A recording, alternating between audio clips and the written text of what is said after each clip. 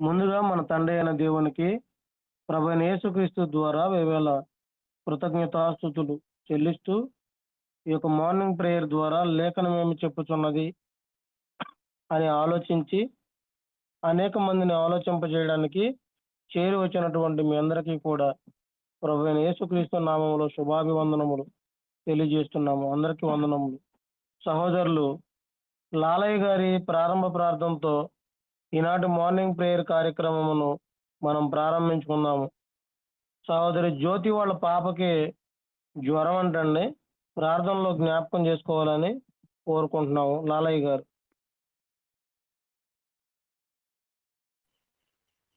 ప్రభు అయిన యేసుక్రీస్తు నామములో కూడి వచ్చిన సహోదరులందరికీ కూడా ఉదయకాల శుభాభివందనాలు తెలియజేస్తూ ప్రార్థన చేసుకున్నాం. మిక్కిలి దయామయుడా, పరిశుద్ధుడా,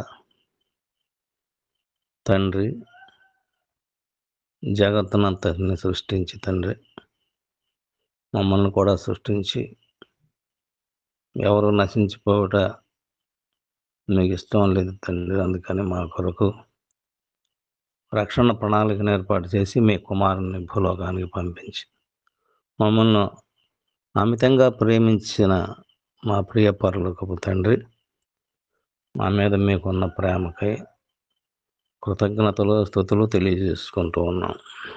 అలాగే తండ్రి, గత కాలం అంతటిలో మమ్మల్ని సంరక్షించి ఇప్పటి వరకు మమ్మల్ని నడిపించిన విధానాన్ని బట్టి మీకు కృతజ్ఞతాస్తుతులు.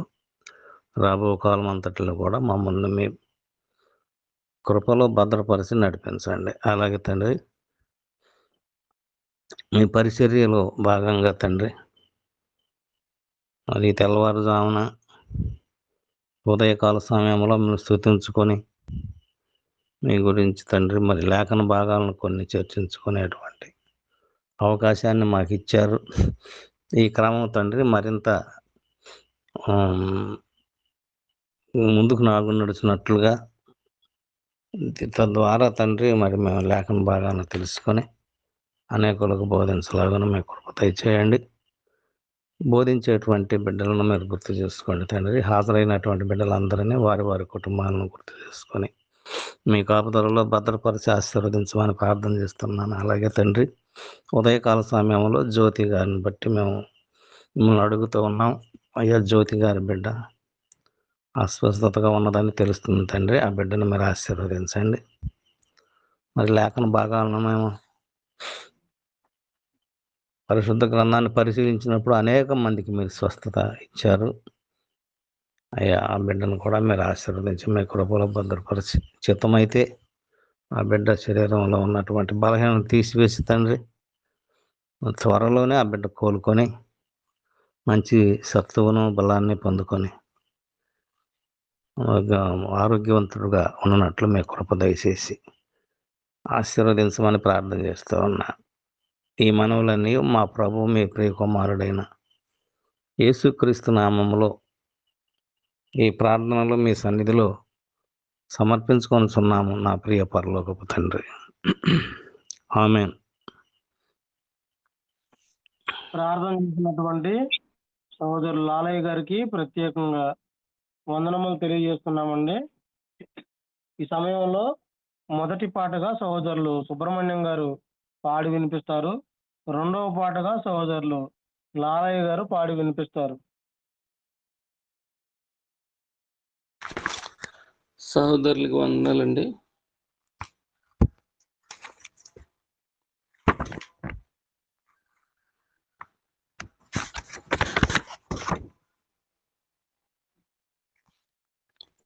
మొదటగా తండ్రి దేవుణ్ణి తరలించుకొని ఆయన నామాన్ని కనపరుచుకుందాము.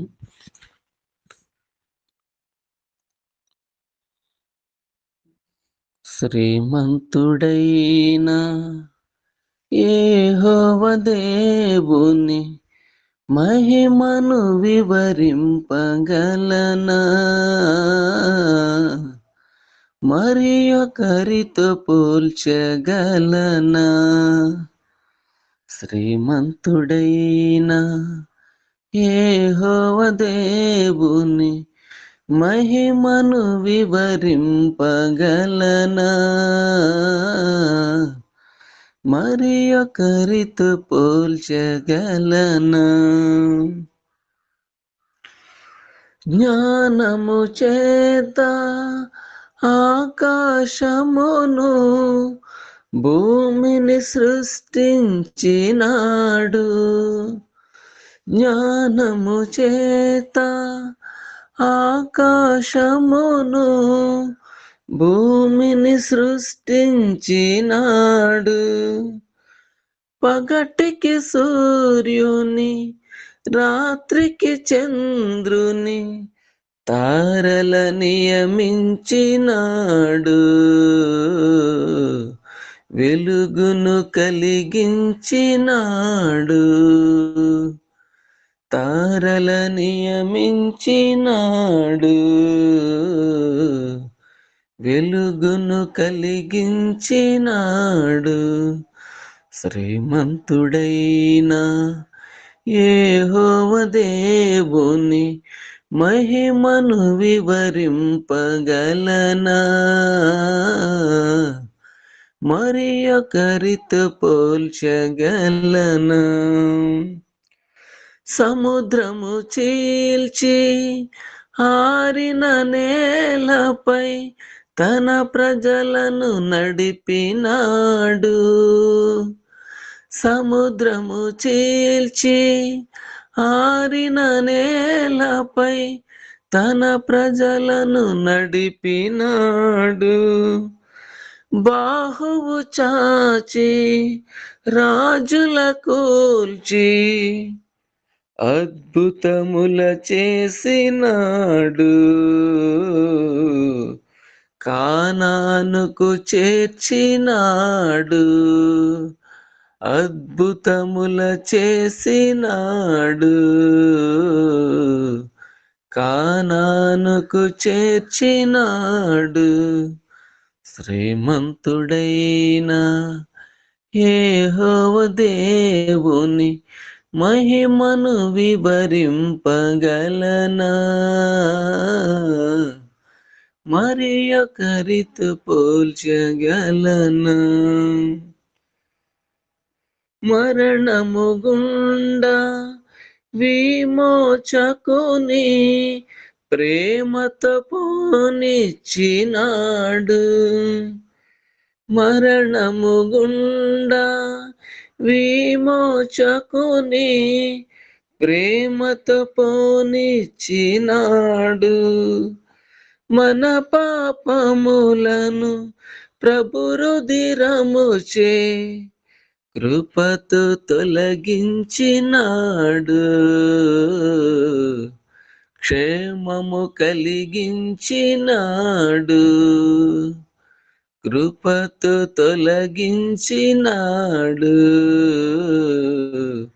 క్షేమము కలిగించినాడు. శ్రీమంతుడైన యెహోవా దేవుని మహిమను వివరింపగలనా,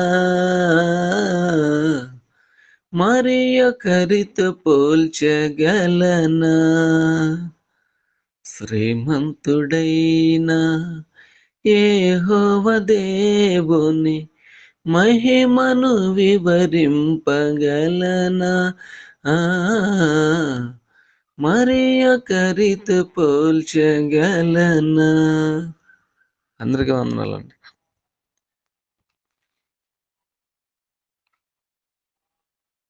క్రీస్తు నామములో ప్రతి ఒక్కరికి వందనాలు తెలియజేస్తూ ఉదయకాల సమయంలో తండ్రి మహిమార్థమై పాట పాడుకుందాం.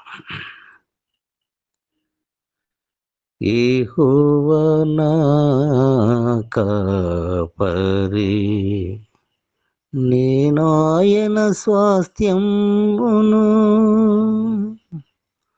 నాకు నేను చందను, నా జీవమానే కొదిగులేలని. యెహోవా నా కాపరి, నరులెల్ల నన్ను చంచిన కోవయే నాదు శరణందును. నరులెల్ల నన్ను చీల్చయే తెంచిన యెహోవయే నాదును. యెహోవా చేతిలో నేను దాగెదన్, యెహోవా చేతిలో నేను దాగెదన్, బ్రతుకంత యెహోవా ఘన కీర్తి చాటెదన్. నా జీవమానే కొదిగులేలనే, యెహోవా నా కాపరి.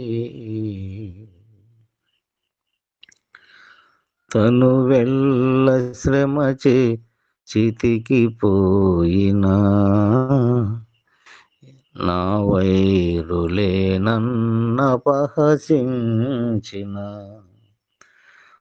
తను వెళ్ళ శ్రమతే చితికి పోయినా, నా వైరులే నన్నపహసించిన. ధరలోనే ధరవీడి పరలోకమేగెదన్, ధరలోనే ధరవీడి పరలోకమేగెదన్. నా తండ్రినే నేను కనులార కాంతును, నా తండ్రినే నేను కనులార కాంతును. నా జీవమానే కుదిగులేలనే, యెహోవా నా కాపరి. నీనాయన స్వాస్థ్యమును నాకు నేను చందను. నా జీవమానే కుదిగులేలనే, యెహోవా నా కాపరి. వందనాలండి, వందనాలు. ఇప్పటి వరకు చాలా చక్కగా పాట పాడి దేవుని నామమును మహింపరిచినటువంటి సహోదరులు ఇరువురికి కూడా ప్రత్యేకంగా వందనములు తెలియజేస్తూ సంఖ్యాకాండము 22వ అధ్యాయము వాక్యపఠన భాగంగా చదువుకుందాము. మొదటి 3 వచనములు సహోదరులు అనిల్ గారు చదువుతారు. 4వ వచనం నుండి 20వ వచనం వరకు సహోదరులు సుబ్రహ్మణ్యం గారు చదివి వినిపిస్తారు. 21వ వచనం నుండి చివరి వరకు నేను చదువుతాను. సంఖ్యాకాండము 23వ అధ్యాయం. అప్పుడు బీలాము, ఇక్కడ నేను సంఖ్యాకాండం 22వ అధ్యాయం అంతే కదండి? అవునండి. హలో. తర్వాత ఇశ్రాయేలు సాగి ఎరుకోకు ఎదురుగా యోర్దాను తీరముననున్న మోయాబు మైదానములలో దిగిరి. సిపోరు కుమారుడైన బాలాకు ఇశ్రాయేలీల అమోరీలకు చేసినదంతయు చూచెను. జనము విస్తారముగా నున్నందున మోయాబీలు వారిని చూచి మిక్కిలి భయపడి మోయాబీలు ఇశ్రాయేలుకు జంకిరి.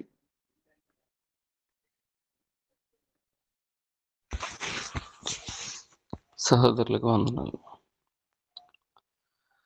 మోయాబీలు మిద్యాను పెద్దలతో ఎద్దు బీటి పచ్చికను వారికి వేయినట్లు ఈ జనసమూహము మన చుట్టూ ఉన్నది యావత్తును ఇప్పుడు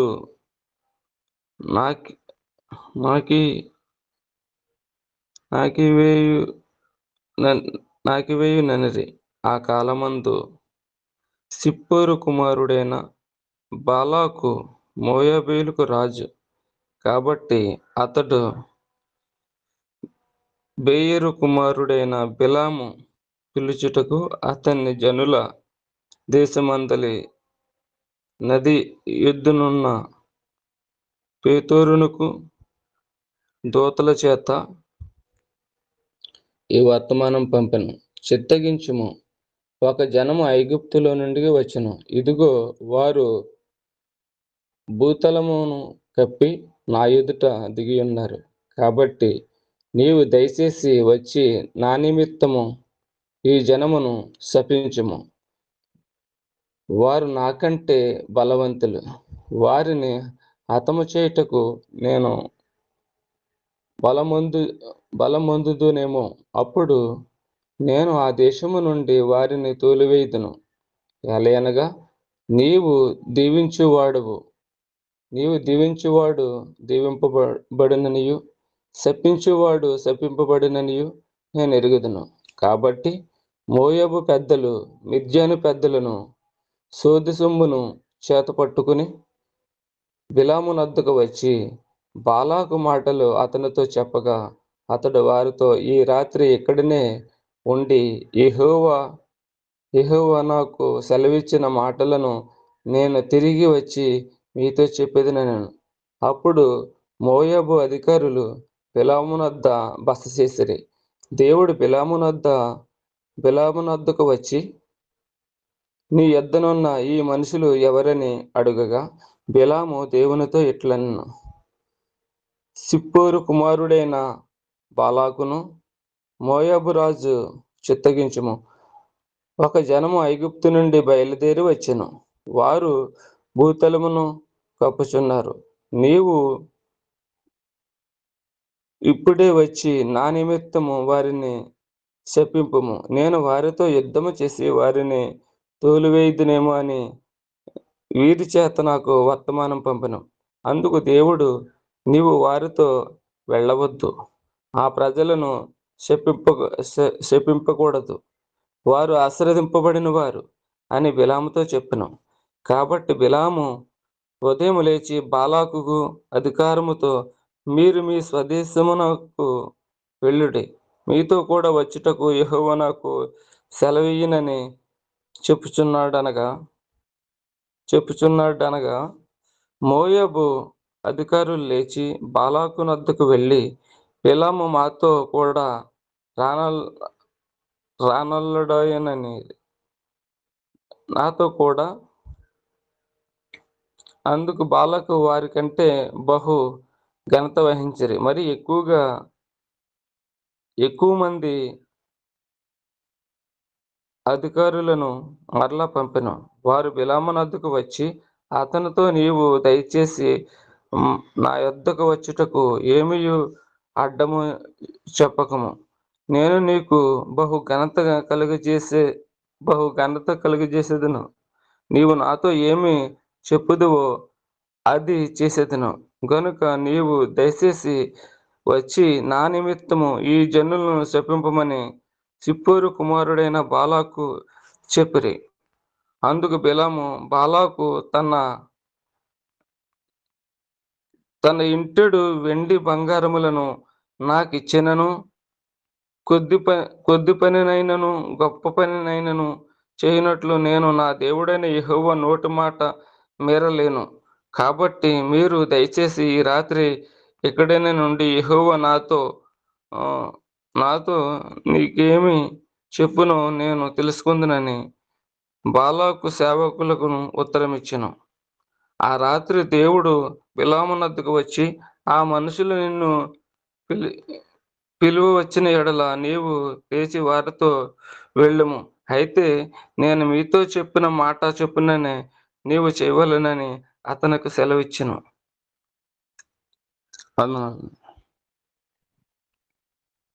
ఉదయమున బిలాము లేచి తన గాడిదకు గంత కట్టి మోయాబు అధికారులతో కూడా వెళ్ళెను. అతడు వెళ్ళుచుండగా దేవుని కోపము రగులుకొనెను. మోయాబు యెహోవా దూత అతనికి విరోధి అయి త్రోవలో నిలిచాను. అతడు తన గాడిదనెక్కి పోచుండగా అతని పనివారు ఇద్దరు అతనితో కూడా నుండిరి. యెహోవా దూత ఖడ్గము దూసి చేత పట్టుకుని త్రోవలో నిలిచి ఉండుట ఆ గాడిద చూచెను గనుక అది త్రోవను విడిచి పొలంలోనికి పోయెను.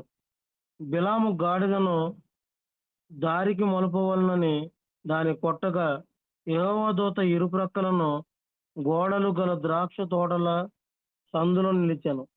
గాడిద యెహోవా దూతను చూచి గాడిద మీద పడి బిలాము కాలును గోడకు అదిమెను గనుక అతడు దాని మరలా కొట్టెను. యెహోవా దూత ముందు వెళ్ళుచు కుడికైనను ఎడమకైనను తిరుగుటకు దారి లేని ఇరుకు చోటును నిలువగా, గాడిద యెహోవా దూతను చూచి బిలాముతో కూడా క్రింద కూలబడెను గనుక బిలాము కోపము నుండి తన చేతి కర్రతో గాడిదను కొట్టెను.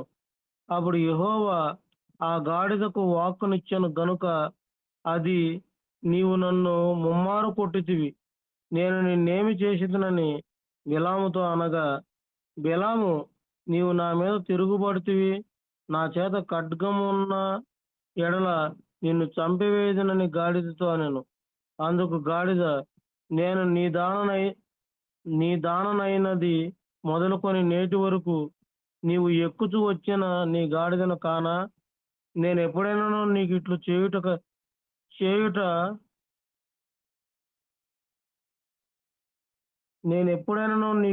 చేయుట కద్దా అని బిలాముతో అనగా అతడు లేదనను. అంతలో యెహోవా బిలాము కన్నులు తెరిచెను గనుక దూసిన ఖడ్గము చేత పట్టుకుని త్రోవలో నిలిచి ఉన్న యెహోవా దూతను అతడు చూచి తల వంచి సాష్టాంగ నమస్కారము చేయగా, యెహోవా దూత, ఈ ముమ్మారు నీ గాడిదను నీవెలా కొట్టితివి? ఇదిగో, నా ఎదుట నీ నడత విపరీతమైనది గనుక నేను నీకు విరోధినై బయలుదేరి వచ్చితిని. ఆ గాడిద నన్ను చూచి ఈ ముమ్మారు నా ఎదుట నుండి తొలగెను. అది నా ఎదుట నుండి తొలగని ఎడల నిశ్చయముగా నేనప్పుడే నిన్ను చంపి దాని ప్రాణమును రక్షించియుందునని అతనితో చెప్పాను. అందుకు బిలాము, నేను పాపము చేసితిని, నీవు నాకు ఎదురుగా త్రోవలో నిలుచుట నాకు తెలిసినది కాదు కాబట్టి ఈ పని నీ దృష్టికి చెడ్డదైతే నేను వెనుకకు వెళ్ళుదునని యెహోవా దూతతో చెప్పగా, యెహోవా దూత, నీవు ఆ మనుషులతో కూడా వెళ్ళుము, అయితే నేను నీతో చెప్పు మాటయే కాని మరేమీ పలకకూడదని బిలాముతో చెప్పాను. అప్పుడు బిలాము బాలాకు అధికారులతో కూడా వెళ్ళెను. బిలాము వచ్చెనని బాలాకు విని ఆ పొలిమేరల చివరనున్న అర్నోను తీరమందలి మోయాబు పట్టణం వరకు అతనిని ఎదుర్కొన బయలు వెళ్ళగా, బాలాకు బిలాముతో, నిన్ను పిలుచుటకు నేను నీ యొద్దకు దూతలను పంపియుంటిని గదా, నా యొద్దకు నీవేళ రాకపోతివి? నిన్ను ఘనపరచు సమర్థుడను కానా అనెను. అందుకు బిలాము, ఇదిగో నీ యొద్దకు వచ్చితిని, అయిననేమి? ఏదైనాను చెప్పుటకు నాకు శక్తి కలదా? దేవుడు నా నోట పలికించు మాటయే పలికెదనని బాలాకుతో చెప్పాను. అప్పుడు బిలాము బాలాకుతో కూడా వెళ్ళెను. వారు కిరియత్ అచ్చుతోకు వచ్చినప్పుడు బాలాకు ఎడ్లను గొర్రెలను బలిగా అర్పించి కొంత భాగము బిలామునకును అతని యుద్ధనున్న అధికారులకును పంపెను. మర్నాడు బాలాకు బిలామును తోడుకొని పోయి బయలు యొక్క ఉన్నత స్థలము మీద నుండి జనులను చివరి వరకు చూడవలనని అతనిని అచ్చోట ఎక్కించెను. ఇప్పటి వరకు ఈ యొక్క అధ్యాయమును చదివినటువంటి సహోదరులకి వందనములు తెలియజేస్తూ, సహోదరులు అనిల్ గారు ఈ యొక్క అధ్యాయం అంతటిని వివరించవలసిందిగా కోరుకుంటూ ప్రేమతో ఆహ్వానిస్తున్నాము. తండ్రి అయిన దేవునికి కృతజ్ఞతాస్తుతులు. కూడి వచ్చిన సహోదరి సహోదరులకు ప్రభు నామమున వందనాలు. సంఖ్యాకాండము 22వ అధ్యాయాన్ని మనం ఈరోజు పరిశీలన చేద్దాం. ఈ సంఖ్యాకాండములో ఇద్దరు వ్యక్తులు మనకు కనపడుతూ ఉంటారు. మొదటిది మోయాబు రాజు. మోయాబు రాజు చాలా తెలివైన ఆలోచనలతో ముందుకు వెళుతూ ఉన్నాడు. ఎలా అంటే, ఇశ్రాయేలుల శక్తిని, ఇశ్రాయేలు దేవుడు ద్వారా చేస్తున్న గొప్ప కార్యాలను మనము ఎదుర్కోలేమని గుర్తెరిగి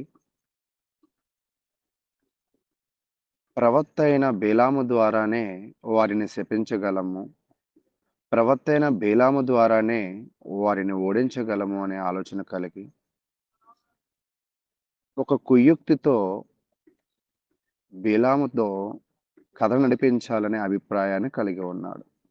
అయితే బేలాము తన దురాశ చేత బాలాకు ఆలోచనలతో కలిసి పనిచేసే మనసుకి ఆయన సిద్ధపడి ఉన్నాడు.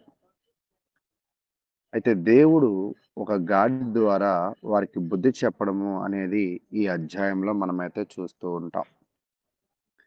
ఇశ్రాయేలీలు కానాను దేశానికి చేరుకునే సమయంలో జరిగిన ఒక ముఖ్యమైన సంఘటన ఇది.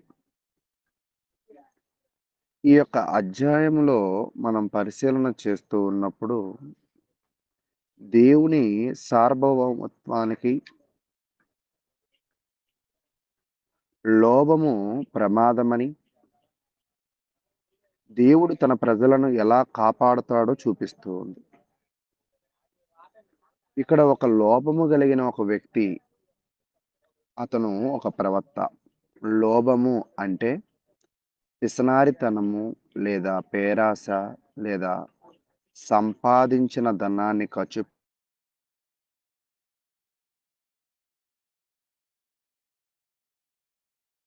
పెట్టకుండా దాచుకునే స్వభావము లేదా కక్కుర్తి అనే స్వభావం కలిగి ఉన్నట్లుగా.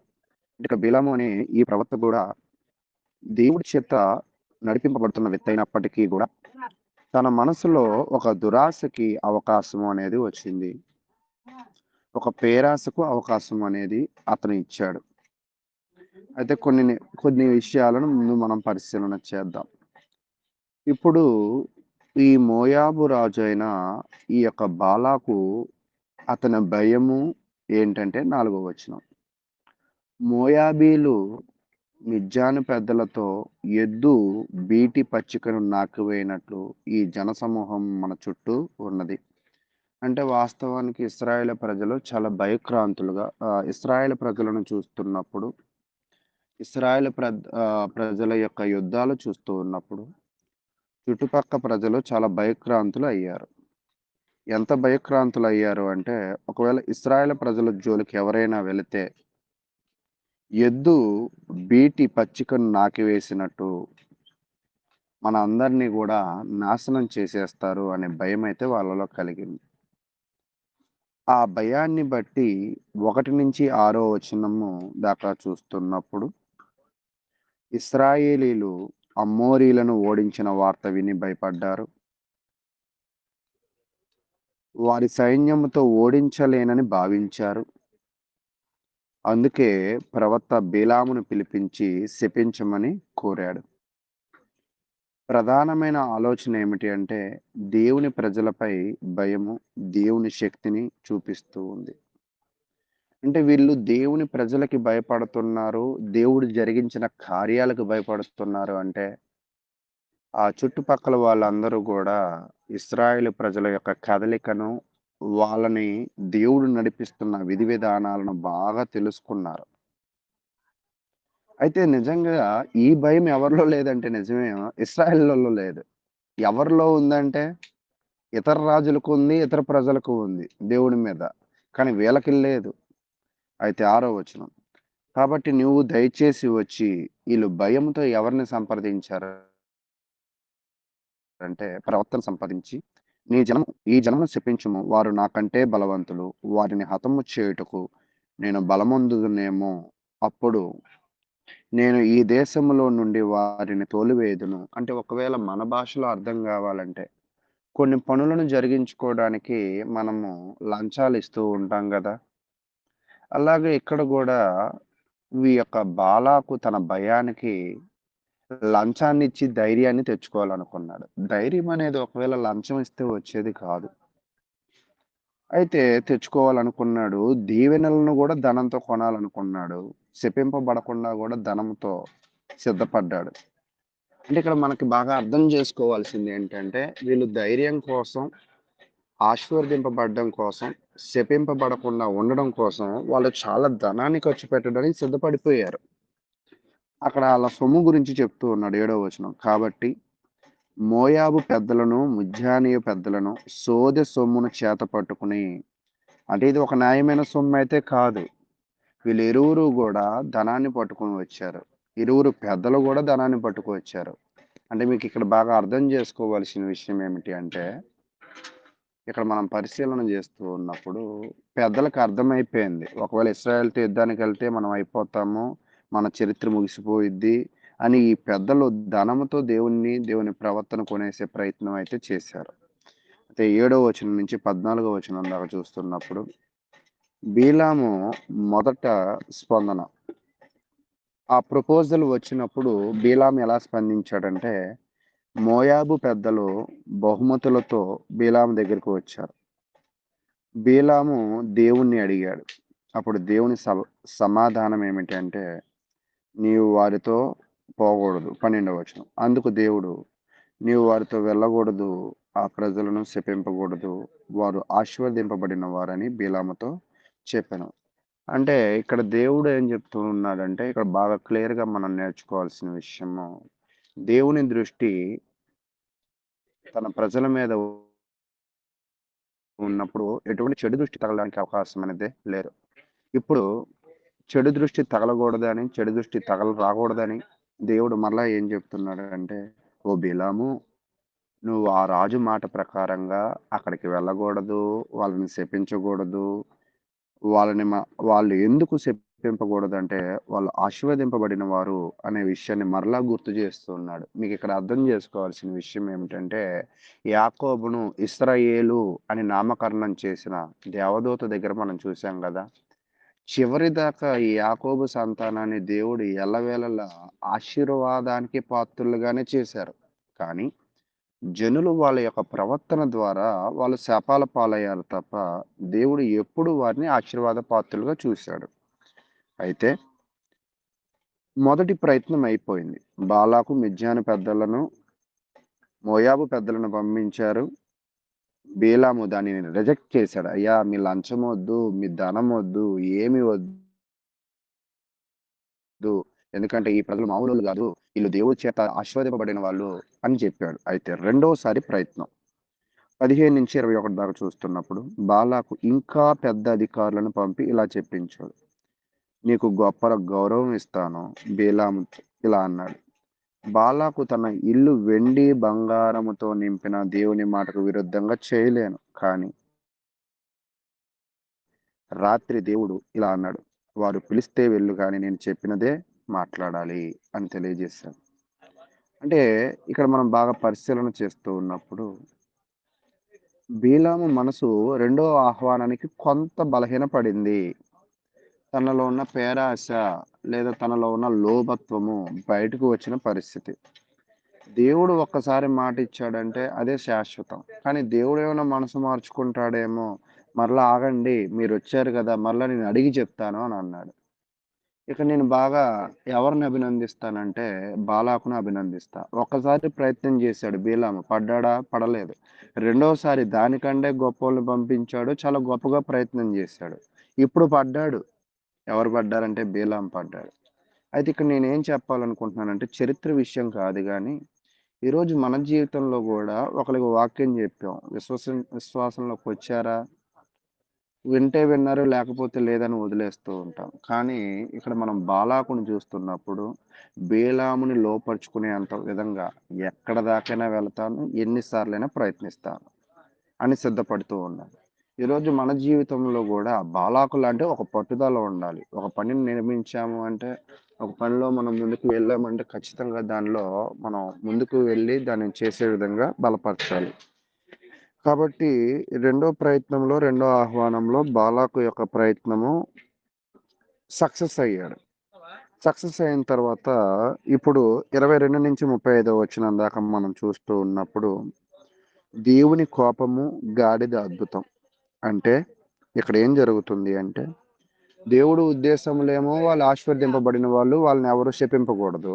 బీలామేమో ఇక్కడ పేరాశకో లేదో లోభత్వానికో కొంచెం మనసు అటువైపు వెళ్ళింది. అటువైపు ఏమో పట్టు కూర్చున్నాడు. ఏదో ఒకలాగా వీళ్ళని నేను నాశనం చేయాలి, వీళ్ళని నేను నాశనం చేయకపోతే వాళ్ళు నన్ను నాశనం చేస్తారని మిద్యాను పెద్దలు, ఒకవైపు ఏమో మిద్యాను పెద్దలు, మోయాబు పెద్దలు ఒకటైపోయారు. చూడండి, వీళ్ళు కాపాడుకోవడానికి ఐకమత్యాన్ని చూపించారు. ఈరోజు నిజంగా క్రైస్తవ్యంలో గొప్ప డిఫాల్ట్ ఏమిటంటే ఐకమత్యం చాలా తక్కువ. సేవకుల్లోనూ తక్కువ, విశ్వాసుల్లోనూ తక్కువ. అయితే ఈరోజు వీళ్ళ ఐకమత్యంతో వాళ్ళు కాపాడుకోవాలనుకున్నాడు. ఈరోజు మనం ఎప్పుడైనా క్రైస్తవ్యాన్ని కాపాడుకోవాలి, మన విశ్వాసాలను కాపాడుకోవాలి, మన భక్తులను కాపాడుకోవాలని కలిసి అంతకాలం ప్రయాణిస్తా ఉన్నాం. అయితే ఇదంతా కూడా మనం చూస్తున్నప్పుడు 4వ విషయం ఏంటంటే దేవుని కోపం వచ్చింది. ఇప్పుడు ఎందుకు కోపం వచ్చిందంటే ఆశీర్వదింపాలి అనుకున్న వాళ్ళనేమో శపించడానికి బయలుదేరుతున్నాడు ఈ బిలాము ఆశతో అని చూశాడు. 3 సార్లు తన ప్రయాణంలో ఆటంకాలు ఏర్పడ్డాయి. గాడిద పొలంలోకి వెళ్ళిపోయింది, గోడకు అతికించింది, కూర్చుంది.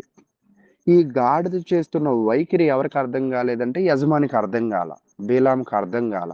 అదేంటి, నేనేదో ఆ బాలాకి ఇస్తా అన్నదాన్ని తెచ్చుకోవడానికి వెళ్దాం అనుకుంటున్నాను, పరిస్థితి ఏం సరిగా లేదని వెంటనే తన ఆశపడింది దక్కడం లేదు కాబట్టి వెంటనే కోపం వచ్చేసేసింది. ఈ కోపం రాగానే తన కోపాన్ని మొత్తాన్ని గాడిద మీద చూపించుకున్నాడు. ఈరోజు తన మార్గానికి అడ్డుగా వస్తున్న గాడిద మీద బిలాము కోపం చూపించాడు.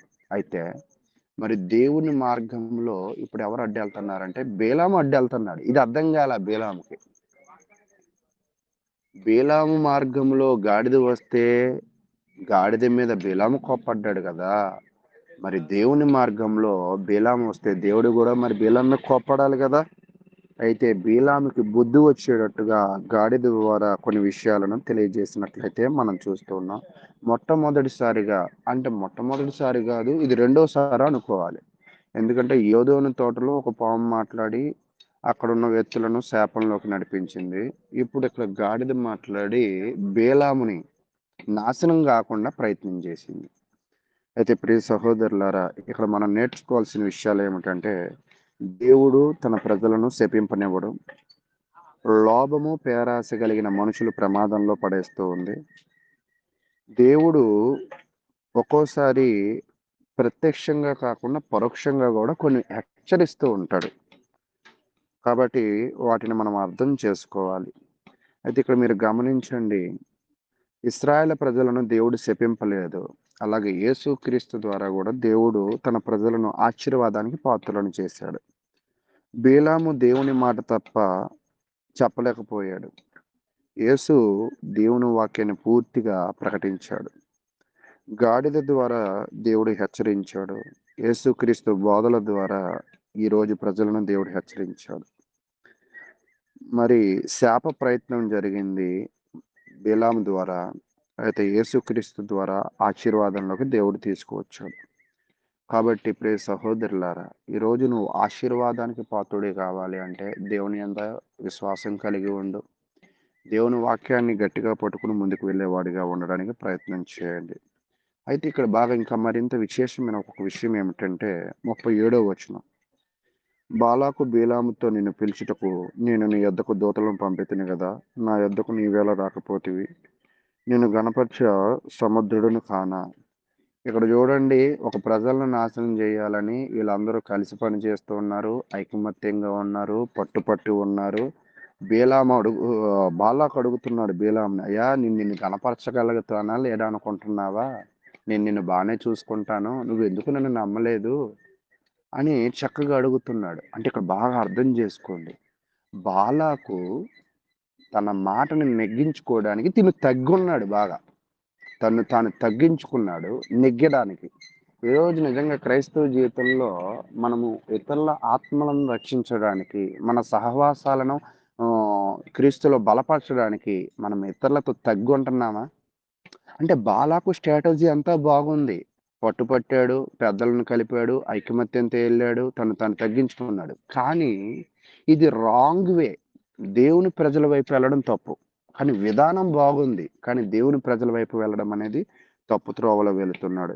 అప్పుడు దేవుడు ఏం చెప్పాడంటే బీలాముని పిలిచాయా, నువ్వు వెళ్ళు, బాలాకు దగ్గరికి వెళ్ళు, కానీ బాలాకు చెప్పింది చేయొద్దు అని తనలో ఉన్న దురాశను పేరాశను గాడిద మాటల ద్వారా తీసివేసేసి నేనేది చెప్తే అదే చెప్పు అని చెప్పాడు. బిలాం కూడా ఏమన్నాడంటే బాలాకు దగ్గరికి వచ్చాయా, దేవుడు ఏది చెప్తేనే నేను అది చేయగలను, ఏదైనా చెప్పుటకు నాకు శక్తి కలదా, దేవుడు నా నోట పలికించే మాటయే పలకదనని బాలాకుతో చెప్పాను. కాబట్టి ఇక్కడ ప్రియ సహోదరులారా, గాడిద తన మాటల ద్వారా, తన యొక్క కదలిక ద్వారా తన యజమానిని కాపాడుకుంది.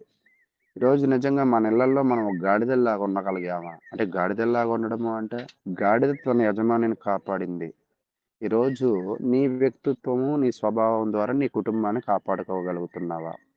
బాలాకు, మిద్యాను ప్రజలు, మోయాబు ప్రజలు తనను తాను కాపాడుకోవడానికి చాలా ప్రయత్నాలు చేస్తున్నారు. అసలు నిన్ను, నీ కుటుంబాన్ని, నీ వ్యక్తిత్వానికి కాపాడుకోవడానికి నువ్వేమైనా ప్రయత్నాలు చేస్తున్నావా?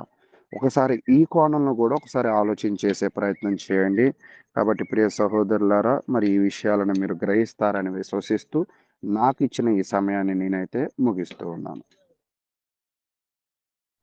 ఇప్పటి వరకు చాలా చక్కగా ఈ యొక్క అధ్యాయం అంతటిని కూడా వివరించినటువంటి సహోదరులు అనిల్ గారికి ప్రత్యేకంగా వందనములు తెలియజేస్తున్నాము. సహోదరులు అనిల్ గారే ఇప్పటి వరకు జరిగినటువంటి కార్యక్రమం అంతటి విషయమై తదుపరి దేవకర్ణ గారి మెసేజ్ కొరకు కూడా ప్రార్థన సహాయం కోరవలసిందిగా కోరుకుంటూ ప్రేమతో ఆహ్వానిస్తున్నాము. పరిశుద్ధుడా పరమ తండ్రి, ఈ ఘనమైన శ్రేష్టమైన నామానికి స్తోత్రములు. నిజముగా చాలా గొప్ప విషయాలను మీ గ్రంథంలో మాకు ఉంచి ఉన్నారు. దానిని మేము గ్రహించగలిగిన మనసును, అటువంటి పరిస్థితులను ఆచరించగలిగిన స్థితిగతులను మాకు దయచేయండి.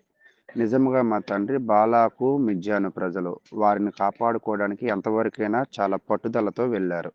ఈరోజు మా విశ్వాసాన్ని, క్రైస్తవ్యాన్ని, మా కుటుంబాలని, మా సంఘాలని కాపాడుకోవడానికి మేము ఎంతవరకైనా గట్టి ప్రయత్నాలు చేయగలిగిన మంచి మనసులను దయచేయండి.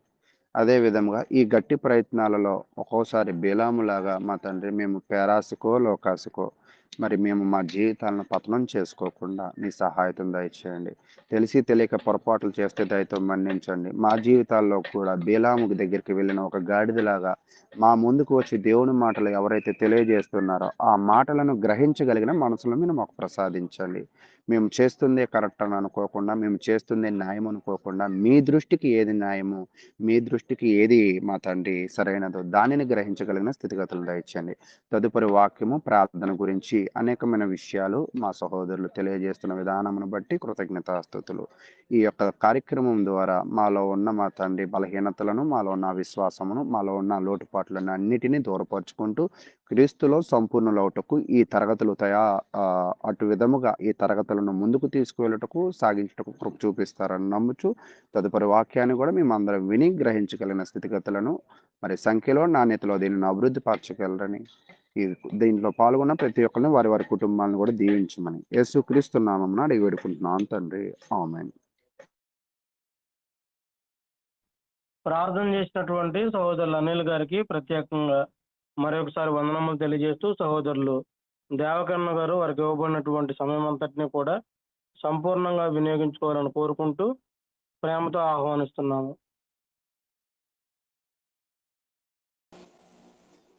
ఈ ఉదయకాల సమయంలో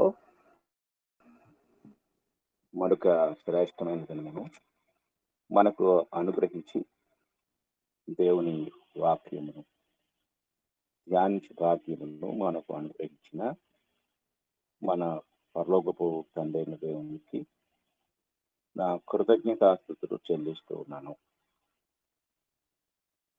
అలాగే వాక్యమును వినుటకు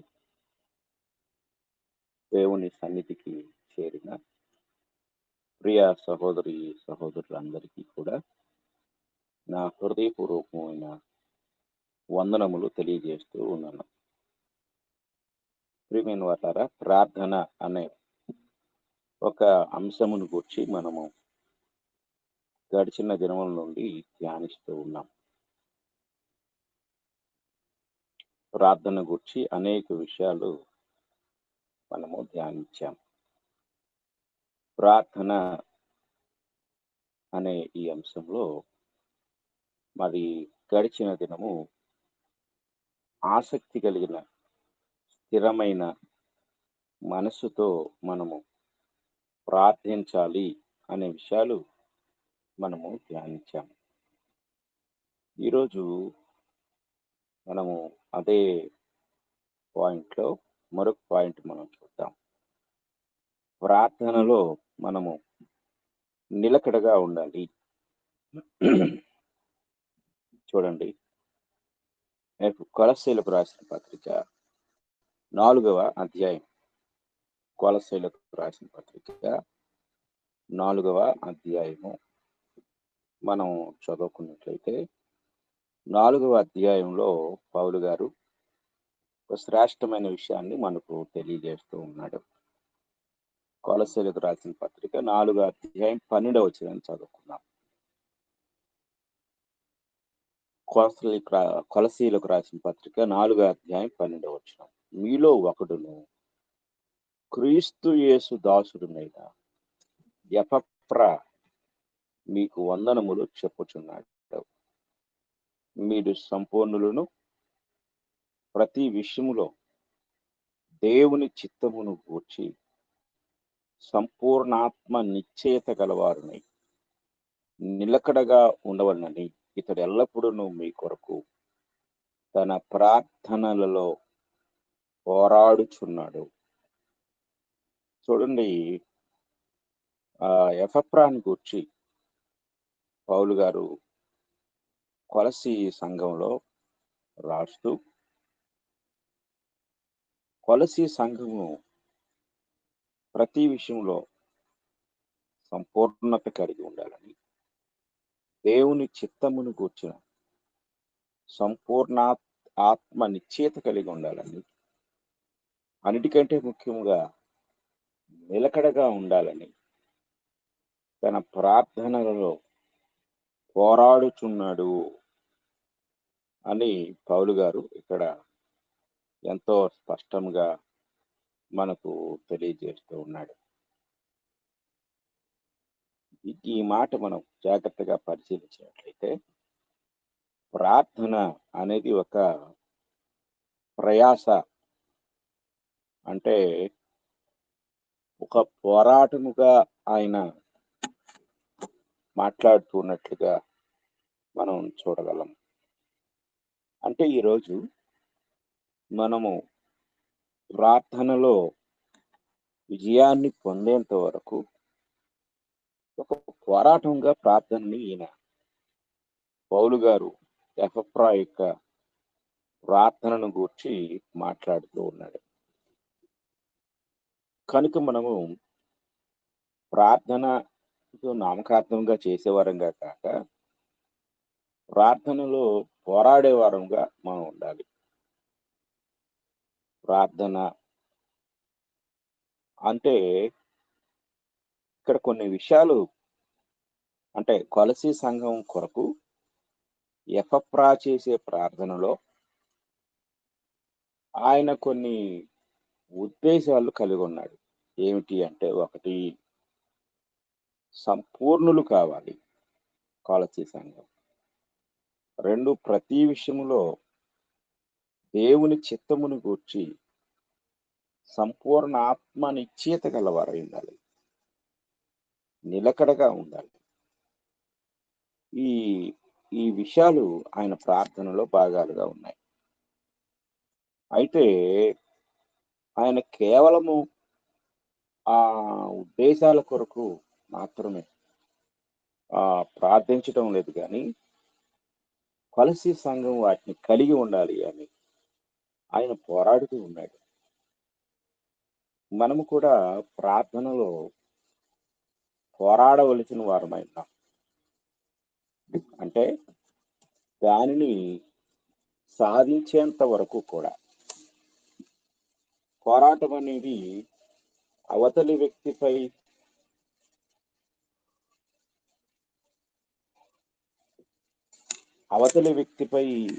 ఒక విజయాన్ని సాధించేంత వరకు పట్టు వదలకుండా పోరాడే విధానం. ఇది మనకు ఒక ఉదాహరణతో చూడగలం. ఆ ఉదాహరణ ఏమిటంటే, ఆదికాండము మనం చదువుకున్నట్లయితే, ఆదికాండములో మనకు ఒక అద్భుతమైన పోరాట దృశ్యం కనపడుతుంది. ఆ పోరాట దృశ్యాన్ని మనం పరిశీలించినట్లయితే, ఆదికాండము 32 అధ్యాయము, ఆదికాండము 32 అధ్యాయము 24 వచనం నుండి మనం చదువుకున్నాం. యాకోబు ఒక్కడు మిగిలిపోయాను. ఒక నరుడు తెల్లవారు వరకు అతనితో పెనుగులాడాను. తాను అతన్ని గెలవకుండుట చూచి తొడగూటి మీద అతన్ని కొట్టెను. అప్పుడు అతడు ఆయనతో పెనుగులాడుట వలన యాకోబు తొడగూడు వసెను. ఆయన తెల్లవారుచున్నది కనుక నన్ను పోనిమ్మనగా అతడు, నీవు నన్ను ఆశీర్వదించితేనే గాని నిన్ను పోనీయనను. అంటే ఇక్కడ యాకోబు దేవదూతతో పోరాడుతున్నాడు, పెనుగులాడుతున్నాడు. వారిద్దరూ పెనుగులాడుతున్నప్పుడు తనతో పెనుగులాడే వ్యక్తి దేవదూత అన్న సంగతి యాకోబుకు అర్థమైంది కనుక గట్టిగా పట్టుకున్నాడు. అవతలి వ్యక్తి వదిలించుకొని పారిపోవాలని ప్రయత్నిస్తున్నాడు, కానీ యాకోబు గట్టిగా పట్టుకున్నాడు. అవతల వ్యక్తి తెల్లవారుచున్నది, నన్ను పోనిమ్ము అని అడుగుతుంటే, నీవు నన్ను ఆశీర్వదించితేనే కానీ నిన్ను పోనీయను. ఆ క్రమంలో తొడగూటి మీద కొట్టినప్పుడు తొడగూడు జారింది. ఒక కాలు సహకరించడం లేదు, ఒక కాలు మీదే పోరాడుతున్నాడు. ఆ ఒక కాలు మీదనే పెనుగులాడుతూ,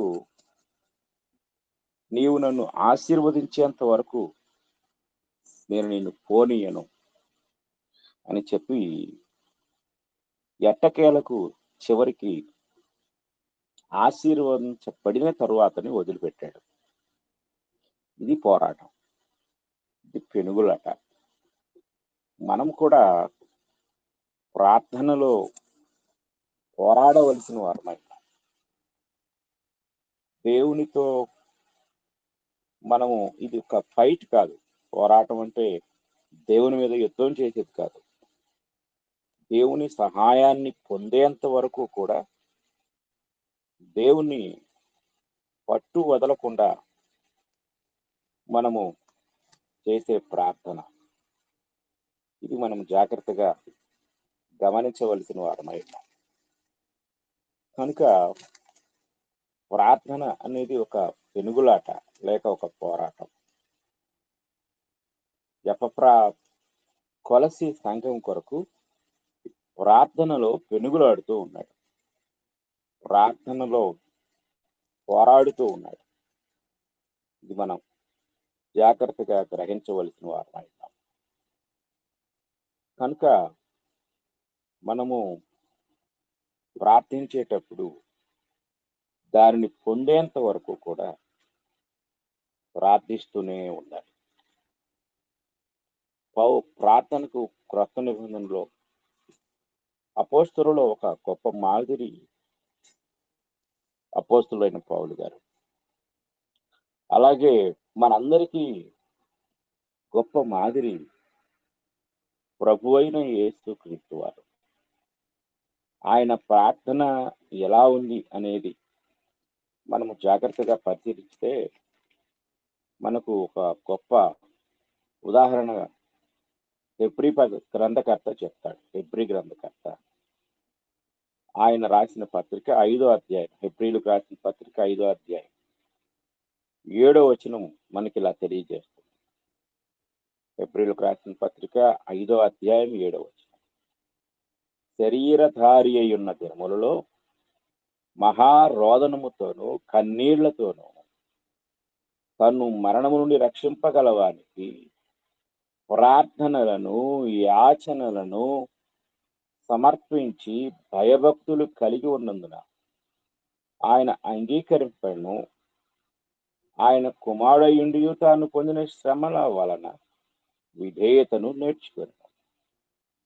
శరీరధారి ఉన్న దినములలో మహారోదనముతో కన్నీళ్లతో యేసుక్రీస్తు వారు ప్రార్థనలో రోధించాడంట, ప్రార్థనలో కన్నీరు విడిచాడంట. ఎంత గొప్ప విషయం మనం గమనించాలి. కనుక ప్రార్థనలో ఆయన పోరాడాడు, ప్రార్థనలో కన్నీరు విడిచాడు, ప్రార్థనలో ఆయన రోధించాడు. కనుక ప్రార్థన అనేది ఒక పట్టుదలతో కూడిన ఒక కార్యమైంది. రొటీన్ గా ఏదో ఒక నిమిషం అలా చేసేది కాదు. లేదా ప్రార్థన అనేది బహిరంగ స్థలాలలో ప్రార్థనా పరులనుగా మెప్పు పొందించేలాగా చేసేది కాదు. ప్రార్థనలో ఇద్దరే వ్యక్తులు ఉంటారు. ఒకటి ప్రార్థించే వ్యక్తి, రెండు దేవుడు. ఎవరు కొరకైతే ప్రార్థిస్తున్నాడో ఆ ప్రార్థించే వ్యక్తి తను ఎవరితో మాట్లాడుతున్నాడో ఆ వ్యక్తి పైన శ్రద్ధ కలిగి, దృష్టి కలిగి, ఆసక్తి కలిగి ప్రార్థించాలి. అప్పుడే మనకు ప్రార్థన యొక్క గొప్పతనం లేక ఫలితం మనకు దక్కుతుంది అనే విషయాన్ని మనం చాలా జాగ్రత్తగా గ్రహించవలసిన వారమై ఉన్నాం. ప్రార్థన అనేది తీవ్రమైన ఉద్దేశపూర్వకమైన పని. ఇది గ్రహించాలి. ఇది ఒక పని. ప్రార్థించుట అనేది ఒక బాధ్యతాయుతమైన పని. కనుక మనం అలాగా ప్రార్థన చేయవలసిన వారమై ఉన్నాం. తర్వాత ప్రార్థన అనేది ఒక ప్రేరణ, ఒక ప్రేరణతో కూడింది. జాగ్రత్తగా మనం ఆలోచించవలసిన వారమై ఉన్నాం. క్రైస్తవుల అపారమైన సాక్ష్యం దేవుడు ప్రార్థనలకు సమాధానం ఇస్తాడని నిరూపిస్తుంది. మనము కొన్నిసార్లు నా జీవితంలో కూడా ఇలా జరిగింది, నా జీవితంలో కూడా అలా జరిగింది అని కొన్నిసార్లు మనం సాక్ష్యం ఇస్తూ ఉంటాం, మాట్లాడుతూ ఉంటాం. దేవుడు ఇలా చేశాడు, అలా చేశాడు, నా జీవితంలో దేవుడు ఇలా చేశాడు, నేను ప్రార్థించినప్పుడు ఒక గొప్ప కార్యం జరిగింది, సాక్ష్యం ఇస్తూ ఉంటాం. ప్రతి క్రైస్తవుని జీవితంలో ప్రార్థన ద్వారా పొందిన కొన్ని మేలులకు సాక్ష్యాలు మనకు కనపడుతూ ఉంటాయి. బైబిల్ గ్రంథంలో ఎన్నో సాక్ష్యాలు మనం ప్రారంభ పాఠంలో ప్రార్థన ద్వారా కలిగిన అద్భుతాలను గురించి, ఆయా వ్యక్తుల జీవితాల్లో జరిగిన కార్యాలను గురించి మనం కొన్ని చూసాం. ఇది జాగ్రత్తగా మనం గ్రహించాలి. ప్రతి క్రైస్తవుని జీవితంలో ప్రార్థన ఒక సాక్ష్యాన్ని, అంటే ఒక ఫలితాన్ని ఇస్తుంది. అది మన జీవితంలో ఒక గొప్ప సాక్ష్యమై ఉంటుంది. ఉదాహరణకు మీకు ఒక విషయాన్ని తెలియజేస్తాను. గడిచిన 3, 4, 5 తారీఖుల్లో మేము మీటింగులకు వెళ్ళినప్పుడు అక్కడ స్థానిక సంఘ పెద్దలు ఒక సాక్ష్యం చెప్పారు. ఏమిటి అంటే, ఆ మీటింగులన్నీ కూడా మరి సెలవు దినాలు కాదు. అందులో చాలా మంది ప్రభుత్వ ఉద్యోగులు ఉన్నారు. వారందరూ కూడా స్థానిక సంఘ సేవకుల దగ్గరికి వెళ్ళి దైవజనులతోటి నాకు ప్రభుత్వం సెలవు ఇచ్చేటట్లుగా సెలవు మంజూరు చేయమని ప్రార్థించమని కోరినప్పుడు అద్భుతంగా ఆ 3 దినాలు దేవుడు వారికి సెలవులు ఇచ్చేలాగా చేశాడు. వారు ఆ మీటింగ్ లో సాక్ష్యం ఇవ్వటం జరిగింది. అంటే ప్రార్థన అనేది ఒక గొప్ప అద్భుతమైన కార్యం. కనుక ప్రార్థించే వ్యక్తి ఎవరినైతే ప్రార్థిస్తున్నాడో ఆయన మీద అపారమైన విశ్వాసం కలిగి ఉన్నప్పుడు దృఢ నిశ్చయత కలిగి ఉన్నప్పుడు ఆ ప్రార్థనకు జవాబు వస్తుంది. ఇది మనం చాలా జాగ్రత్తగా గమనించవలసిన వారమై ఉన్నాం. కనుక ఆ బైబిల్ గ్రంథంలో అనేక విషయాలు మనకు గొప్ప మాదిరిని ఆ చూపిస్తూ ఉంటాయి. ప్రార్థించే విశ్వాసులకు దేవుడు ఇచ్చిన వాగ్దానాల సంపద ఏమిటి అంటే, దేవుడు ప్రార్థన చేసే వారికి ఇచ్చిన అపారమైన వాగ్దానాలు. అంటే ఎవరైతే ప్రార్థిస్తారో దేవుడు వారికి అపారమైన వాగ్దానాలు అనుగ్రహించాడు. అంటే మనము ప్రార్థించేటప్పుడు మనకు ఒక నిరీక్షణ ఉంది. వాగ్దానాల యొక్క కొనసాగింపు ద్వారా ఆ నిరీక్షణ నానాటికి బలోపేతం చేయబడుతుంది. ఇది మనం జాగ్రత్తగా గ్రహించాలి. కనుక దేవుడు దీనిని జరిగిస్తాడు అనే నిరీక్షణాస్పదమైన విధానములో ప్రతి క్రైస్తవుడు ప్రార్థించాలి. నిరీక్షణ లేకుండా, అంటే దేవుడు నాకు ఈ మేలు జరిగిస్తాడు అనే నిరీక్షణ లేకుండా ప్రార్థించే ప్రార్థన నిస్సారమైన ప్రార్థన, నిరుపయోగమైన ప్రార్థన, నిరీక్షణ లేని ప్రార్థన. అది కేవలము లెక్క కొరకు, అనగా నేను ప్రార్థన చేశాను అనే దానికోసం చేసే ప్రార్థన మాత్రమే. ఉదాహరణకు ప్రార్థనను గూర్చి యాకోబు గారు చాలా విషయాలు రాశారు. అందులో ఒక విషయాన్ని మనం చదువుకుందాం. యాకోబు మొదటి పత్రిక 1వ అధ్యాయం, యాకోబు రాసిన పత్రిక 1వ అధ్యాయం 5వ వచనాన్ని చదువుకుందాం. మీలో ఎవనికైనాను జ్ఞానము కొదువుగా ఉన్నయెడల అతడు దేవుని అడగవలెను, అప్పుడది అతనికి అనుగ్రహింపబడును. ఆయన ఎవరిని గద్దింపక అందరికి ధారాళముగా దయచేయవాడు. అయితే అతడు ఏమాత్రమును సందేహింపక విశ్వాసముతో అడగవలెను. సందేహించువాడు గాలి చేత రేపబడి ఎగిరిపడు సముద్ర తరంగమును పోలియుండును. అట్టి మనుషుడు విమనస్కుడై తన సమస్త మార్గములందు అస్థిరుడు గనుక ప్రభువలన తనకేమైనా దొరుకునని తలంచుకొనరాదు. ఈ విషయాలు జాగ్రత్తగా గమనిస్తే విశ్వాసంతో చేసే ప్రార్థన. కనుక మనం జాగ్రత్తగా గ్రహించాలి. మనం మన ప్రార్థనలో ఉన్న లోపాల గురించి యాకోబు గారు మాట్లాడుతూ 4వ అధ్యాయంలో చెప్పాడు. 4వ అధ్యాయం, యాకోబు పత్రిక 4వ అధ్యాయానికి వెళ్దాం. వెళ్లే ముందుగా ఈ అధ్యాయంలో ఏమాత్రమును సందేహింపక అంటాడు. విశ్వాసముతో అడగవలెను. చాలా జాగ్రత్తగా గ్రహించాలి. విశ్వాసముతో అడగాలి. జాగ్రత్తగా మనం పరిశీలించినట్లయితే కొన్నిసార్లు ప్రార్థనలో ఆలస్యము మన విశ్వాసపు పరిశోధన అయి ఉంటుంది. ఇది మనం గ్రహించాలి.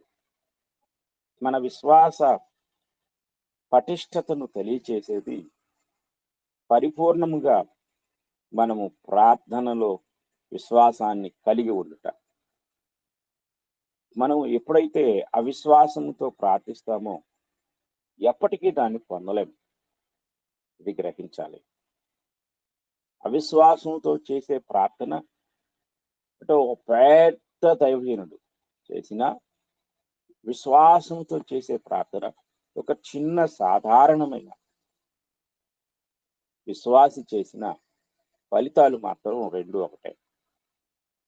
ఎందుకంటే అవతల ఎంత గొప్ప దైవజనుడైనా అతడు అవిశ్వాసి.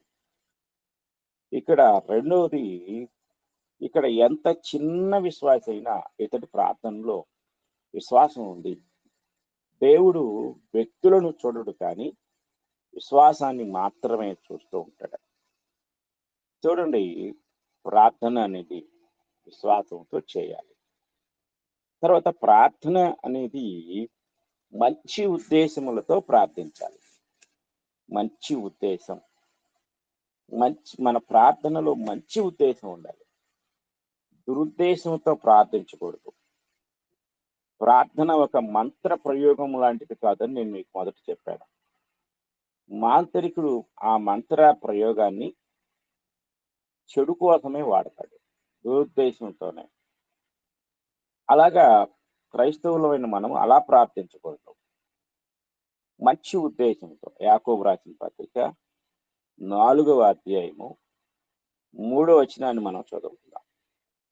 3వ వచనం మనం చూస్తే, మీరు అడిగినను మీ భోగముల నిమిత్తము వినియోగించుటకై దురుద్దేశముతో అడుగుదురు కనుక మీకేమీ దొరకట్లేదు. అంటే మన ఉద్దేశం మంచిదై ఉండాలి. మన ఉద్దేశము మంచిదిగా ఉండాలి. ప్రార్థించేటప్పుడు మంచి ఉద్దేశంతో మనం ప్రార్థించాలి. కనుక మనము ప్రార్థించేటప్పుడు దేవుడు ఏది అడిగితే అది ఇచ్చేస్తాడని మనము దురుద్దేశంతో, భోగముల నిమిత్తం, అంటే లగ్జరీ కొరకు మనం అడగకూడదు దేవుని. నీకు సైకిల్ అవసరము, నువ్వు సైకిల్ అడుగు, దేవుడు ఇస్తాడు. నీకు సైకిలే అవసరం అనుకుంటే మోటారు సైకిల్ అనవసరం అని దేవుడికి తెలుసు. కారు అనవసరం అని దేవుడికి తెలుసు. కనుక నీకు దేవుడు సైకిల్ ఇచ్చాడు అంటే అదే నీ అవసరం. మోటార్ సైకిల్ ఇచ్చాడంటే అది నీ అవసరం. కారు ఇచ్చాడంటే అది నీ అవసరం.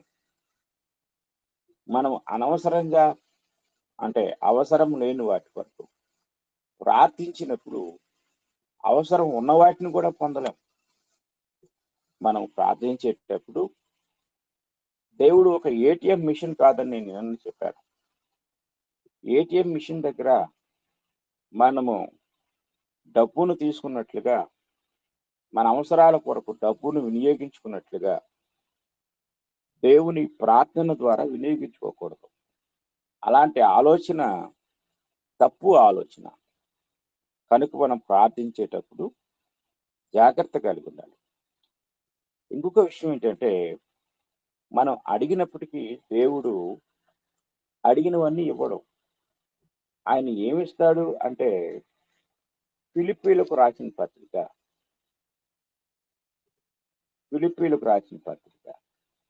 4వ అధ్యాయం 19వ వచనాన్ని మనం చదువుకున్నాం.